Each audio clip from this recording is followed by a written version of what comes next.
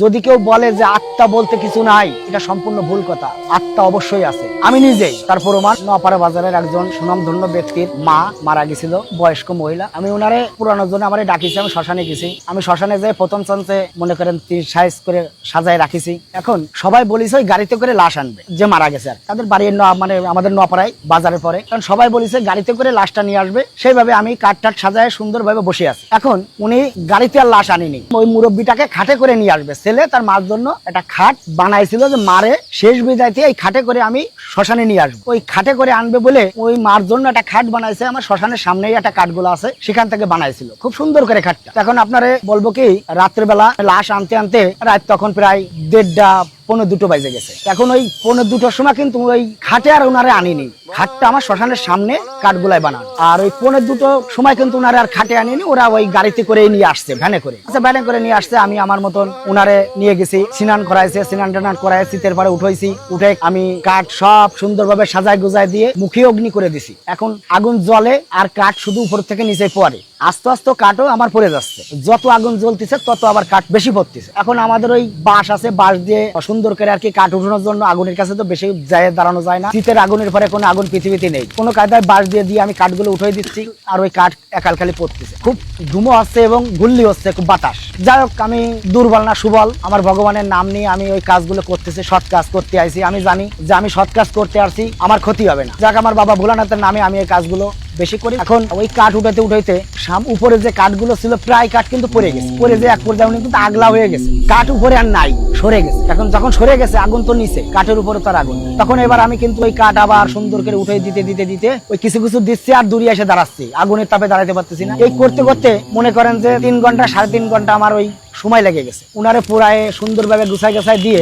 শ্মশানে কোনো মানুষ নাই, আমি একা আর উনার আত্মীয় স্বজন যারা ছিল, ওই পুরার আগেই মানে কলস আমাদের মধ্যে আছে, কলস পুরার পরে কলসটা ভেঙে দিয়ে শীতে ঠান্ডা করে দিয়ে চলে আসতে। উনটা কিছু লোক চলে আসছিল, সিরেফ 2 জন ছিল। সেই 2 জন কলসের জল আইনে শীতে ঠান্ডা করে দিয়ে উন্ডাও চলে আসছে। আমার কাছে ভালো মন্দ জিজ্ঞেস করে উন্ডাও চলে আসছে। এখন আমি লাস্টে গেটের তালা দেবো বলে আমি কিন্তু ওই গেটের কাছে গেট টাইনে দিয়ে কেবল দাঁড়াইছি। তখন আমার কাছে ছোট ছোট 2টো ছেলে আসছে। একটার বয়স সর্বোচ্চ গুলি 16-17, আর একটা বয়স সর্বোচ্চ গুলি 12-13। আমি কেবল তালা দেবো, এই সময় ওরা 2 জন এসে হাজির হয়ে আমার বলতেছে, কাকা গেটে তালা দিয়েন না। আমি বলছি কেন?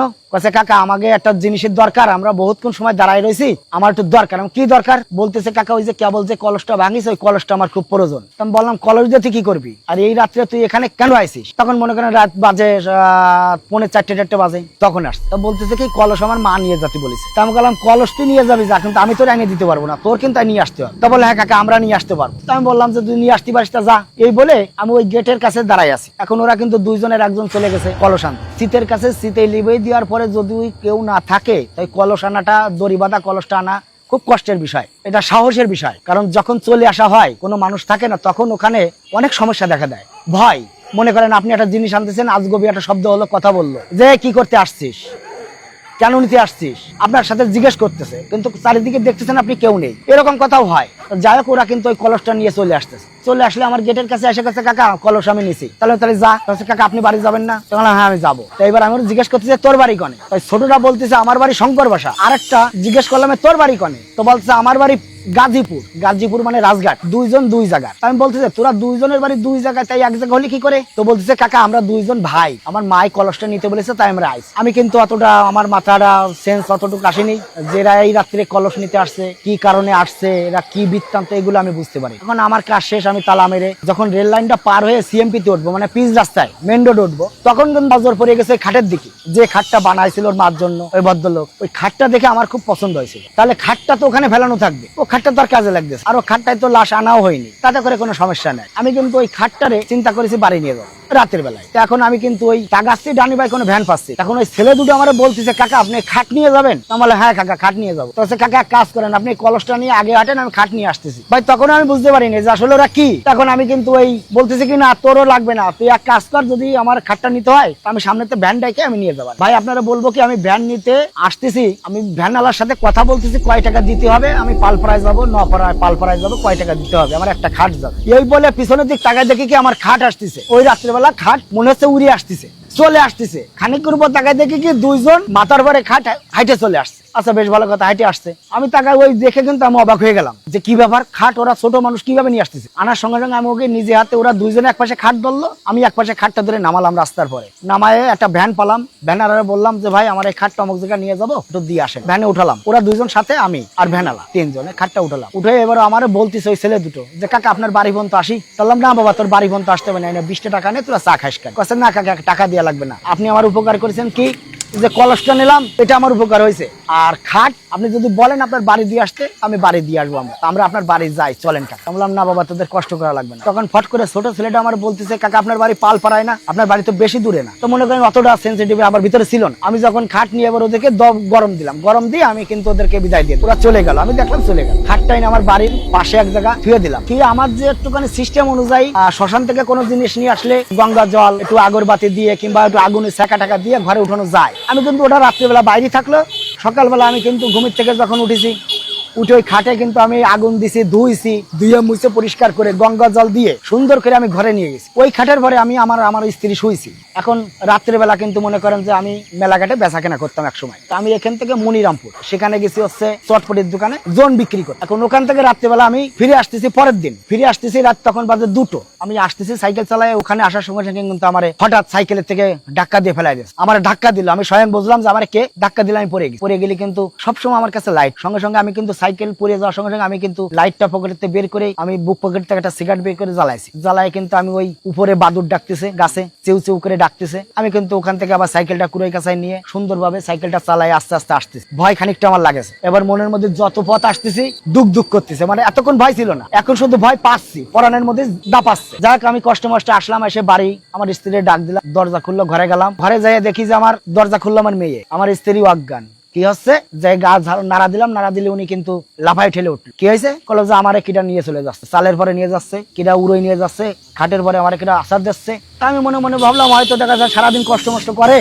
ক্লান্ত শরীর, ভুল বশত হতে পারে। আর আমারটাও মনে করলাম যে আমি হয়তো দেখা যাচ্ছে আচাক্কা কিছু হয়তো পড়িছে, ওটা আমার হতেই পারে। নর্মালি নিলাম, নর্মালি নিয়ে আমি আমার মতো চলতেছি, স্ত্রীর মতো চলতেছে। পরের দিন কিন্তু আমি যেখানে যাই আমার পাশ কিন্তু উনি থাকে। এটা আমি কিভাবে বুঝলাম আপনারা আমি পরে বলতেছি। এখন আমি কিন্তু যেখানে যাই আমার শরীর সবসময় গরম থাকে, আমার মনে হয় পিছনে হাঁটি আসতেছে, আমার কেউ দাবড়াচ্ছে, এরকম একটা ভাব, মানে ভিতরে একটা আতঙ্ক সৃষ্টি যারে বলে। 2-3 দিন চলে গেলে ভাই আমার স্ত্রী হঠাৎ কিন্তু বুবা হয়ে গেল। বুবা, কথা বলতে পারতেছে না, হঠাৎ গাত পা ঘামায় ঠামায় বুবা হয়ে গেছে, কথা বলতে পারতেছে না, চোখ মুখ উল্টে গেছে। এর আগে আমার ঘরের চালের মধ্যে কিছু হাঁটতো না, ওই খাটটা নেওয়ার পরের থেকে আমার চালের মধ্যে মনে হয় কি কে হাঁটে যাচ্ছে, ভেঙে চুরে ফেলাচ্ছে, এরকম একটা সমস্যা। যাক আমি অতটা মালুম করিনি। এখন ওই আমার স্ত্রী যখন বুবা হয়ে গেল, সঙ্গে সঙ্গে আমার একটা গুরুদেব আছে। সে গুরুদেব হচ্ছে আমাদের এই নোয়াপাড়া পৌরসভার মহিষাহাটি ডিগ্রি কলেজের প্রফেসর, তার নাম হচ্ছে চন্দন প্রফেসর। চন্দন স্যার বললে সবাই তাকে চেনে। উনি একটু মার সাধনা করে, মার পূজা আশ্রা করে। তা উনার কাছে গেলাম, যাই আমি যখন উনার বাড়ি মনে করেন অন্তত 50-55 জন লোক হয়েছে। এখন আমি কিন্তু ওই সবার আগে গেছি, যাই ওই মন্দিরের সামনে আমি সুন্দর করে আপনার পাটি বিছাইছি, সবকিছু করেছি, করে টেরে লোকজন গেছে, তাদের বসতে দিচ্ছি, আপ্যায়ন করেছি আমি সবার পিছনে। আমার ওই গুরুদেব উনি ওই মার পুজো দেওয়ার পরে বেরোয় এসে উনি বারে আমার দিকে তাকাচ্ছে আর চোখ মোটা করতেছে, আর আমার শরীরের থেকে ভাই শুধু ঘাম বেরোচ্ছে। এমত অবস্থায় 20-22 জন লোক থাকতে লোকজনকে বললো আপনারা সবাই সরে যান। সবাই সরে গেল, ভয় পালো, সবাই সরে গেলে এবার আমার দিক তাকাচ্ছে। উনি আমার কাছে আসলো না, দূরের থেকে দাঁড়ায় কাছে, তুই জায়গা দাঁড়া। আমি দাঁড়ালাম, উনি আমাকে জিজ্ঞেস করতেছে তুই কি শ্মশানে থেকে খাট আনিছিস? তাহলে খাট আনিছি আমি রাত্রে 3টে-4টে। উনি তো বাড়ি, তাহলে কি করে জানলো? যখনই আমার কাছে বলিস তুই খাট আনিছিস, তখনই আমি বললাম হ্যাঁ আমি খাট আনিছি দাদা। খাট আনিছিস আইনে ঘরে উঠেছিস কেন? খাটের বারে শুয়েছিস তো তোর চালের মধ্যে দৌড়াদৌড়ি করিনি? হ্যাঁ দাদা করেছে। বলো অমুক জায়গা তুই পড়ে গেছিলি? আমি বললাম হ্যাঁ দাদা পড়ে গেছি। আমি সব বলতেছি।